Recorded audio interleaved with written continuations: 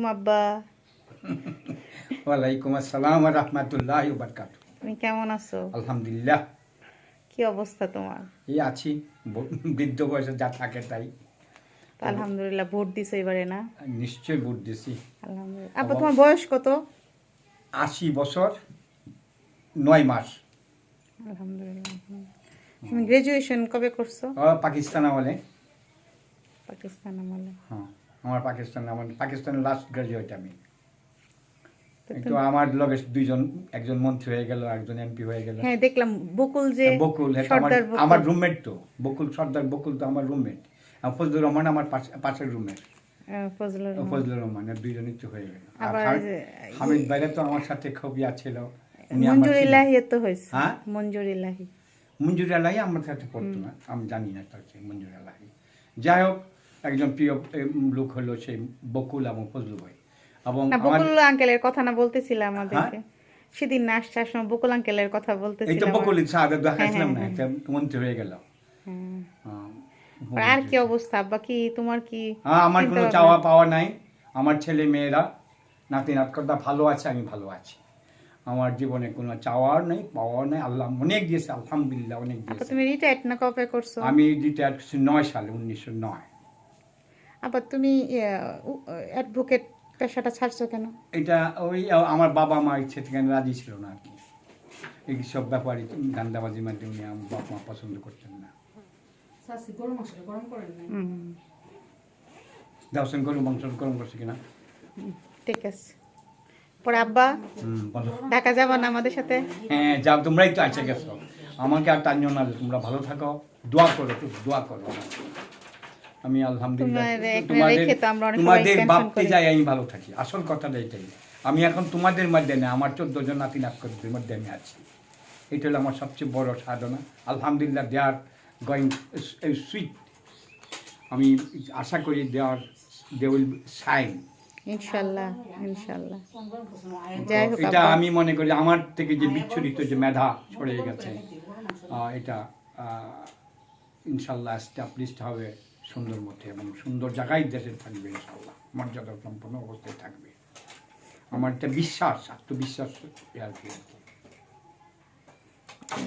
তুমি আমাদের সাথে গেলে ভালোই তো ঢাকায়। না মা, অনেক অনেক ভালো আছো, তোমরা ভালো থাকো, আমার জন্য দোয়া করো। আমার যা অসুস্থতা দেখাও সেটা ওটা বয়সজনিত, এটা হয়েছে আর কি। আর আমি তো কোনোদিন হাসপাতালে বিছনাথ শুই নাই, আলহামদুলিল্লাহ।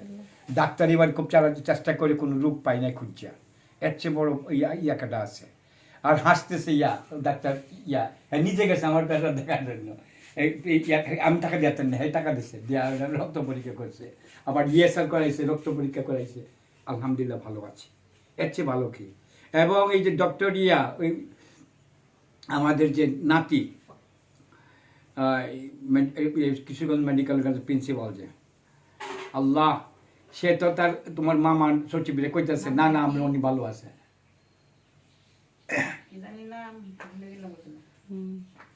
উনিও তো তুমি দেখাইছো ডাক্তারটা, আলহামদুলিল্লাহ ভালো বলছে। হ্যাঁ ভালো বলছে, আলহামদুলিল্লাহ। এটাই তো খুব ঢাকা মেডিকেলে ছিল আগে মেডিসিনের, এখন অ্যাড হয়ে এখানে আসছে।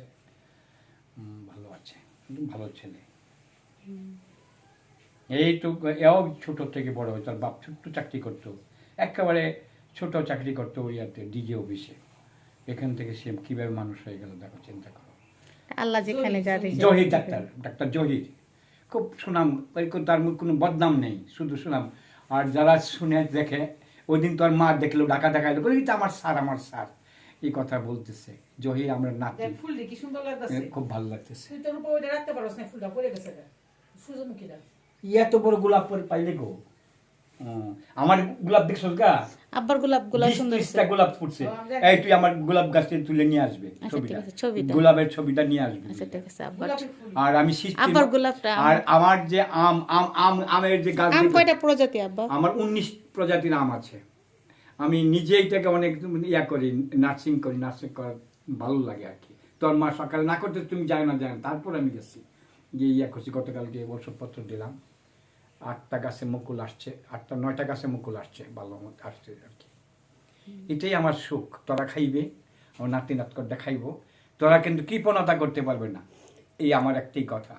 এই বাপের বাড়িতে আছে, এ নানার বাড়িতে যাইবারা এই নিবে, এটি আমার আনন্দ, আনন্দ ওইখানে। আমি খাইবাম কি, আমার খাওয়ার দিন চলে গেছে, খাইতে খাইতে আমি ভালো আছি। যাই হোক আব্বা, তুমি ভালো থাকবা, তোমরা ভালো দোয়া থাকো, রাখবা। আমার জন্য তোমরা সবাই দোয়া করো।